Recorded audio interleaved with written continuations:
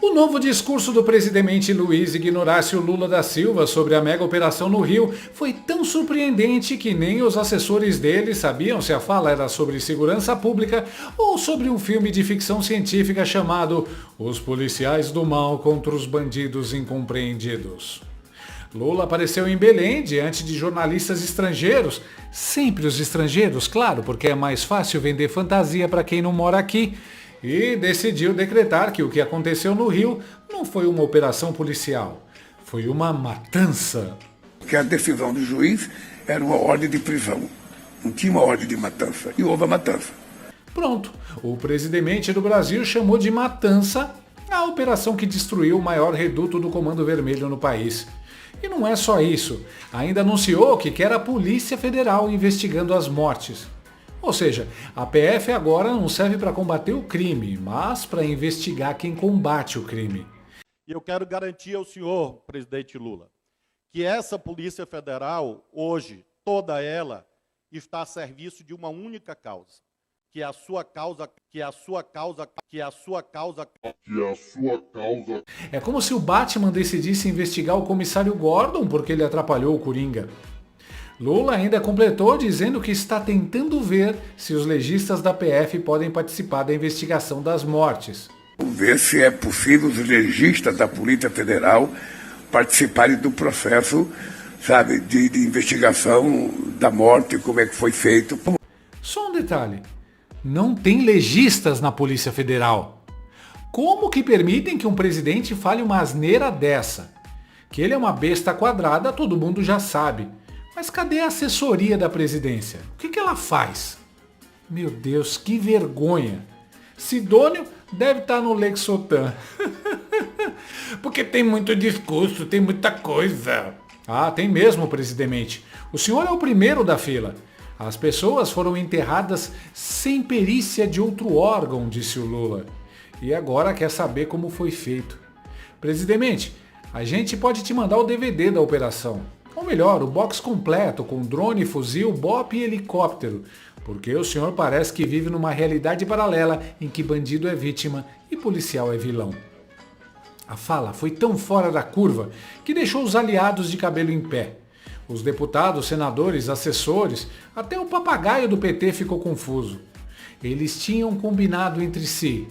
Gente, vamos pegar leve com o Cláudio Castro, porque o povo tá do lado dele. As pesquisas mostravam isso. O Rio de Janeiro aprovou a operação. A população está cansada. E quando o povo apoia a polícia, o PT surta. Então, enquanto o Satanaine fala em matança, o povo fala finalmente. Enquanto o Nove Dedos fala vamos investigar, o povo fala parabéns polícia. E no meio dessa dissonância cognitiva, o governo fica igual ao Windows 95 tentando rodar o TikTok. Travado. Mas aí entra o capítulo seguinte da novela O PT contra o governador.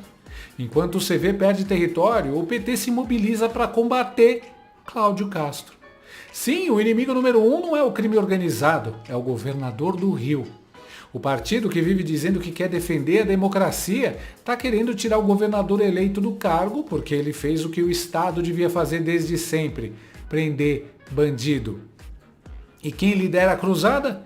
O deputado federal e lindinho na lista de propinas do Odebrecht, Lindbergh Farias. O homem que já foi tudo. Estudante, ativista, youtuber frustrado, deputado decorativo, brinquedo sexual da Crazy Hoffman. E agora, segundo o PT, agente da soberania nacional.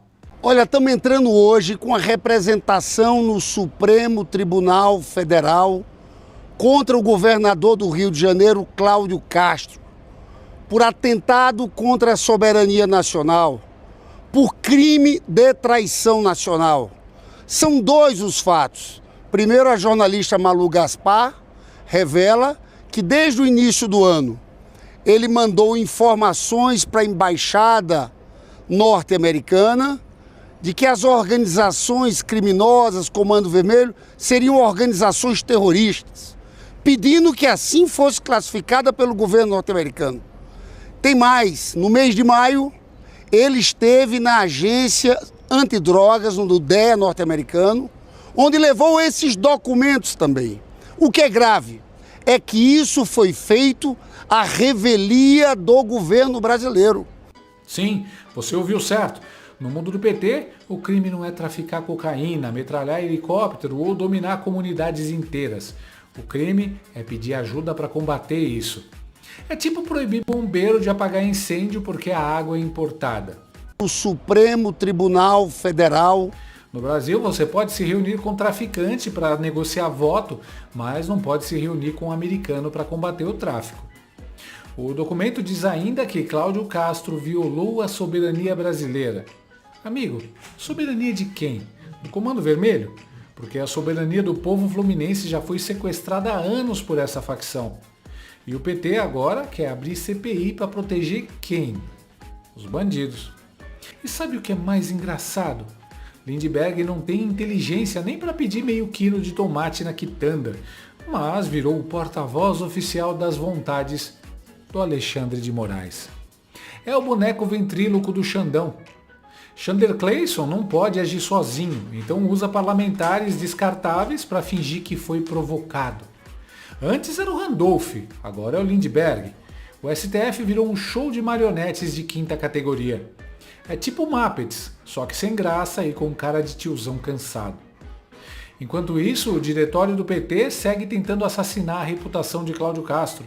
Publicou texto no site oficial dizendo que o governo Lula faz operações com inteligência, que evitam confronto direto como primeira ou única via. Traduzindo, no governo do PT, bandido tem direito a media training. Eles querem combater o crime com PowerPoint, não com polícia.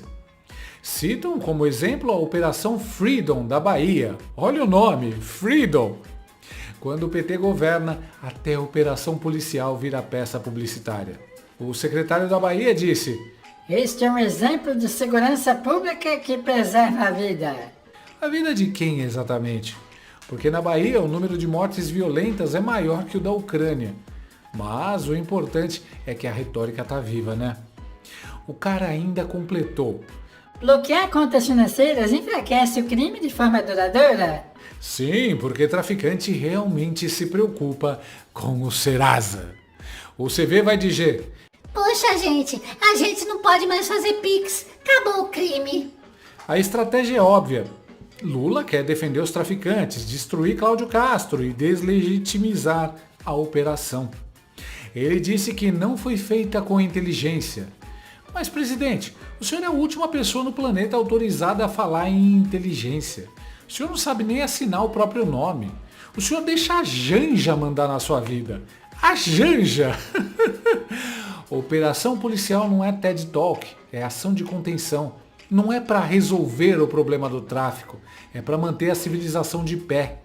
Operação é igual cortar mato, não acaba com ele para sempre, mas se você não corta, vira floresta amazônica de bandido. É como colocar veneno para rato, não resolve para sempre, mas evita que o rato sente no sofá e ligue a Netflix. Mas o script da militância foi dado. Lula latiu, os petistas repetem. E quem assume o papel de coroinha ideológica da missa petista? Ela, a jornalista do UOL e manicure dos 9 dedos do Lula, Daniela Lima. Ah, Daniela, a musa da histeria esquerdista em sua versão Drama Queen Reloaded. Ela quase chorou ao vivo porque a operação no Rio Deu fôlego à direita. deixou 121 corpos e deu popularidade digital ao Cláudio Castro, disse ela. Olha a escala moral da esquerda. O problema não é o Comando Vermelho, é o aumento de seguidores do governador. Essa, por paradoxal que seja, né, a operação no Rio de Janeiro deu um fôlego mesmo para a direita. O Cláudio Castro ganhou mais de 800 mil seguidores, o governador do Rio, deixando 121 corpos enfileirados, 70 pessoas jogadas na zona da mata, ali entre os complexos da Penha e do Alemão. Mas isso rendeu ali a ele popularidade digital. E é só olhar aqui, eu estou vendo o nosso chat, há um investimento muito forte para transformar esta, que é a operação mais letal da história, num verdadeiro êxito, né, para a direita. Quando, de novo, gente, a vida real, infelizmente, eu adoraria estar fazendo outro tipo de análise aqui, dizer que, bom, depois dessa o Rio tá livre. do Comando Vermelho e das milícias e da narcomilícia, e que não vai ter mais população sendo esculachada para ter luz, para ter gás, para ter telefone, para ter internet. Adoraria dizer que vai ter serviço, transporte público de qualidade, que as pessoas vão entrar e sair da favela com segurança. Adoraria dizer. Eu sinceramente adoraria dar essa notícia aqui, né? E a vida não vai mudar não, cara. Eu sinto muito. Se mudou, melhorou pro Cláudio Castro. Politicamente, o governador aparentemente marcou um gol, porque a população está de saco cheio mesmo, de tanta violência, né? Agora, o debate fica completamente deturpado. Nesse ambiente, o governo faz uma iniciativa, o governo federal tem essa iniciativa do PL antifacção, que já estava pronto, acaba entrando na esteira dessa crise, sem que a gente saiba muito para onde ele vai agora, porque politicamente a direita entende que marcou um golaço. Daniela falava com a entonação de quem está narrando o fim do Titanic. Há 121 mortos e nenhum deles estava na lista original.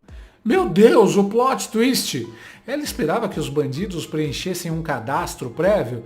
Por favor, assine aqui antes de ser alvejado para fins de transparência social. E se eles não estavam na lista original, é sinal de que tem que fazer mais operações atrás dos que estão na lista.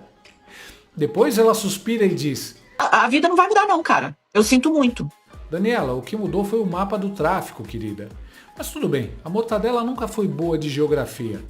Ela ainda diz: de Castro, politicamente, o governador aparentemente marcou um gol. Sim, Daniela, e vocês estão torcendo contra o Brasil. O problema é que o gol foi de direita, né? Depois vem a parte Oscar de melhor drama internacional. Mortadela começa a misturar Rio de Janeiro, Caribe, DEA, Donald Trump, Gustavo Petro e termina em tensão internacional. É muita política.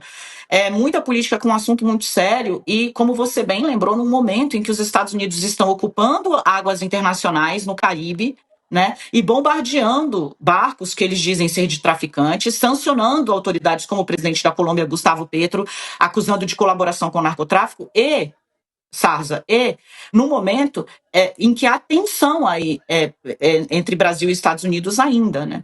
Seria, digamos, praticamente um convite. E é muito engraçado, né? Você vai conectando o que aconteceu. Teve aquele post do Flávio Bolsonaro, né? Pedindo bombardeio. Depois ele disse que foi mal interpretado, mas foi exatamente o que ele escreveu, né? A gente só leu o que ele escreveu.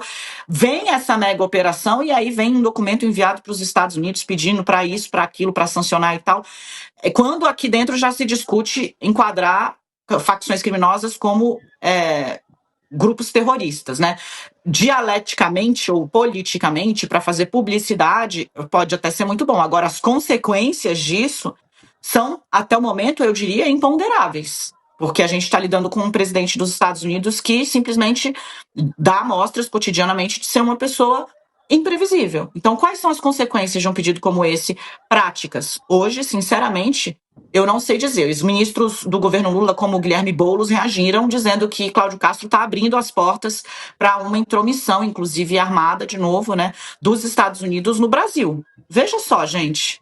Eu acho que seria um momento de todo mundo baixar um pouco a temperatura, mas infelizmente a política no Brasil está tão desarrazoada que num momento de fervura as pessoas colocam mais lenha para queimar, em vez de sentar, tentar encontrar, fazer um plano como adultos, etc e tal. Não, é muita grita, muito barulho, muita articulação de olho numa eleição que vem no ano que vem, e vai ser polarizada de novo, né? E aí, infelizmente, a população é que fica refém. E nós aqui tentando entender também, porque a real é essa. Qual é a consequência prática se o pedido dele é acatado? Qual é a consequência prática? É só a colaboração, a troca de informações? Isso já existem canais institucionais para fazer. A consequência prática pode ser dar vazão a uma tentativa ou uma ameaça de intromissão dos Estados Unidos no Brasil. Assim... Daniela pergunta: então, quais são as consequências de um pedido como esse práticas? Eu te respondo, Dani. A consequência prática é o fim da mesada. Porque se o Comando Vermelho for tratado como terrorista, acaba o fluxo de dinheiro que sustenta ONGs, blogueiros, campanhas e influenciadores de esquerda. A narcoeconomia do discurso progressista vai à falência. E quando ela fala os Estados Unidos podem intervir, o tom é de pavor. Meu Deus, e se os americanos resolverem combater o tráfico aqui? Ah, que tragédia, né? Imaginar o Rio de Janeiro sem fuzil e sem baile de facção. Daniela Lima está com medo do que realmente importa, o colapso da narrativa. Porque se o mundo começar a tratar o Comando Vermelho como terrorista, o PT perde o marketing da vitimização. Aí vai ter que inventar outro drama, Os Oprimidos do Tráfico, parte 2. No fim das contas, o discurso de Lula e o choro de Daniela têm o mesmo DNA. Defender bandido é um projeto político. O PT vive do caos, precisa que o crime continue existindo para poder posar de defensor dos excluídos. É o velho truque do vilão que cria o problema para vender a solução. Lula é o coringa de terno e gravata, sorrindo enquanto a cidade pega fogo e chamando de paz social. E enquanto o UOL faz análise de sentimento, o povo no Rio aplaude o BOPE, porque no fim o brasileiro aprendeu uma lição simples. Quem tem medo de bandido é refém. Quem apoia a polícia é cidadão. Então, quando o Lula chama a operação de matança, o povo chama de faxina. E quando Daniela Lima chora, o Rio sorri. O que Lula não entendeu é que o Brasil cansou de ser refém do crime e do discurso. A paciência acabou. E no ritmo que vai, o verdadeiro atentado à soberania nacional não é Cláudio Castro conversar com os Estados Unidos. É o governo brasileiro conversar com o Comando Vermelho.